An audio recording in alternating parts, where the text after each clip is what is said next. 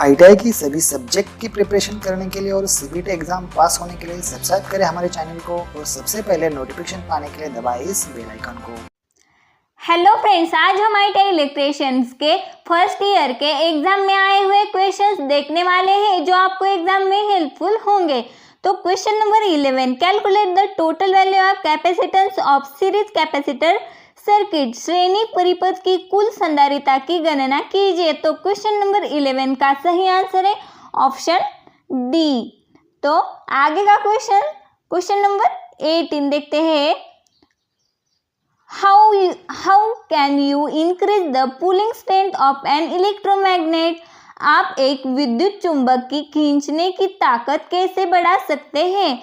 तो question number 18 का first option है increase the field intensities, B option है reduce the current in the coil, C option है reduce the number of turns in the coil, D option है increase the BH curves of the material.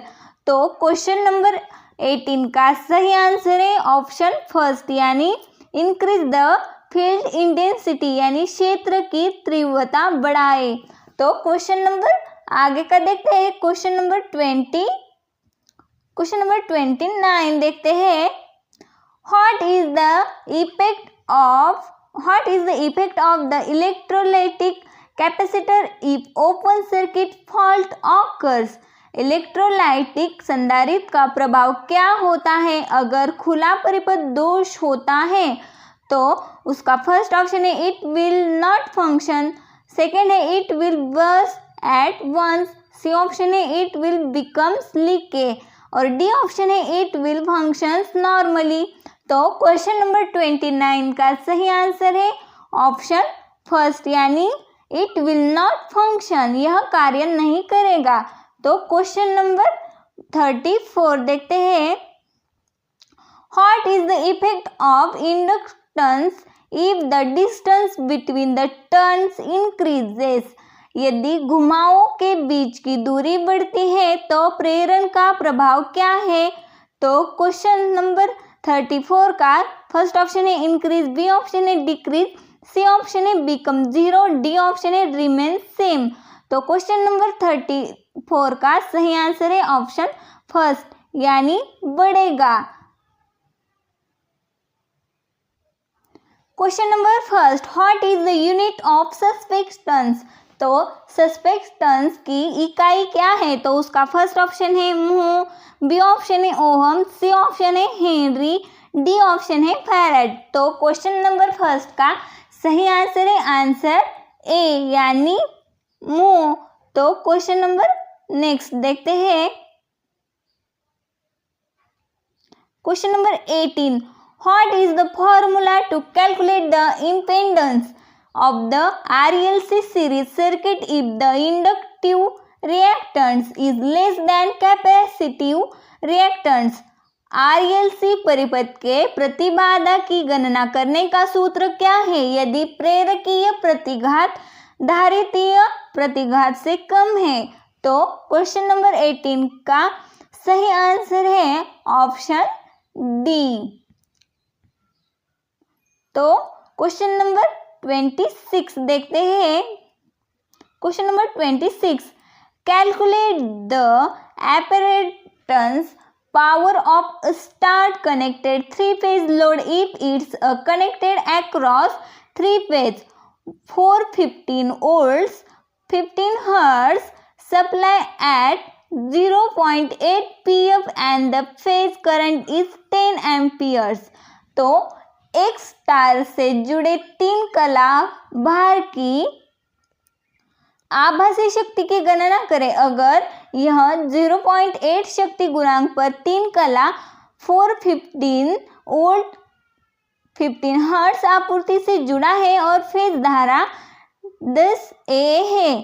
तो question number 26 का सही answer है option D, यानी 7.188 kVA। तो question number 31 देखते हैं। इन अ 3-phase system if the active power is 4 kVW and 4 kW and the apparatus power if high kVA, calculate the reactive power। 3 कला प्रणाली में यदि सक्रिय शक्ति 4 kW है और आभासी शक्ति 5 kVA है तो प्रतिक्रियाशील शक्ति की गणना करें।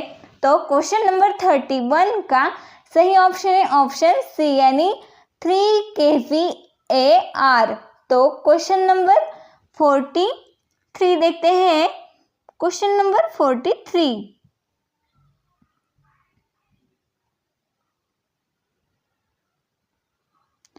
what is the phase displacement between phase in a 3-phase circuit? 3 कला AC परिपथ में कलांतर कितना होता है? तो क्वेश्चन नंबर 43 का फर्स्ट ऑप्शन है 90, सेकेंड है 120, थर्ड है 180 डिग्री और डी ऑप्शन है 360 डिग्री। तो क्वेश्चन नंबर 43 का सही आंसर है answer B. Question number 25, what is the effect on open resistor in series circuit? श्रेणी परिपथ में खुले हुए प्रतिरोध पर क्या प्रभाव है? तो उसका फर्स्ट ऑप्शन है no effect in open resistor, third है सेकंड है full circuit current will flow in open resistor, C option है total supply voltage will appear across the open resistor, D option है no voltage will appear across the open resistor. तो question number 25 का सही option है option C यानी total supply voltage will appear across the open resistor. तो question number 35 देखते हैं। Question number 35, which method is used for measuring 1 ohm to 100 k ohm range resistance? 1 ohm से 100 k ohm तक मापन है तो कौन सी विधि का उपयोग किया जाता है? तो उसका फर्स्ट ऑप्शन है सब्स्टिट्यूशन मेथड, बी ऑप्शन है Kelvin bridge method, C option है Wheatstone bridge method, D option है वोल्टेज एंड एमीटर मेथड। तो क्वेश्चन नंबर 35 का सही ऑप्शन है ऑप्शन सी यानी व्हीटस्टोन ब्रिज मेथड। तो क्वेश्चन नंबर 41 देखते हैं। Question number 41, calculate the voltage drop across the resistors R4 in the circuit. परिपथ में प्रतिरोधक 4R4 पर वोल्टेज पाथ की गणना कीजिए। तो क्वेश्चन नंबर 41 का सही ऑप्शन है ऑप्शन डी यानी 100 वोल्ट। तो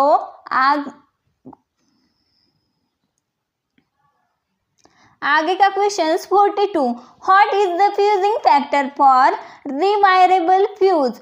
पुनः बनने योग्य फ्यूज के लिए फ्यूजिंग फैक्टर क्या है? तो उसका फर्स्ट ऑप्शन है 1.1, सेकेंड है 1.4, सी ऑप्शन है 2.1, डी ऑप्शन है 2.5। तो क्वेश्चन नंबर 42 का सही ऑप्शन है ऑप्शन बी यानी 1.4। तो क्वेश्चन नंबर 48 देखते हैं। Question number 48, which type off switch is use in the circuit? किस प्रकार का स्विच सर्किट में उपयोग करते हैं? तो क्वेश्चन नंबर 48 का फर्स्ट ऑप्शन है 1 वे स्विच, सेकेंड है 2 वे स्विच, सी ऑप्शन है इंटरमीडिएट स्विच, डी ऑप्शन है मल्टी पोजिशन स्विच। तो क्वेश्चन नंबर 48 का सही ऑप्शन है ऑप्शन बी यानी 2 वे स्विच यानी 2 वे switch.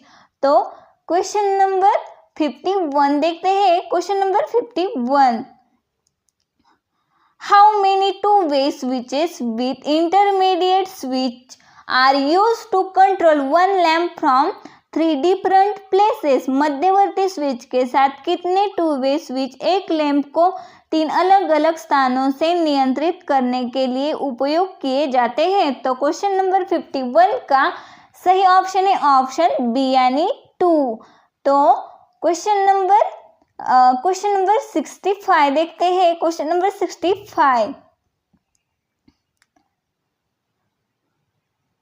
What is the symbol indicates? यह प्रतीक क्या दर्शाता है? तो फर्स्ट है टेबल फैन, बी है सीलिंग फैन, सी है ब्रैकेट फैन, डी है एग्जॉस्ट फैन यानी निकास पंखा।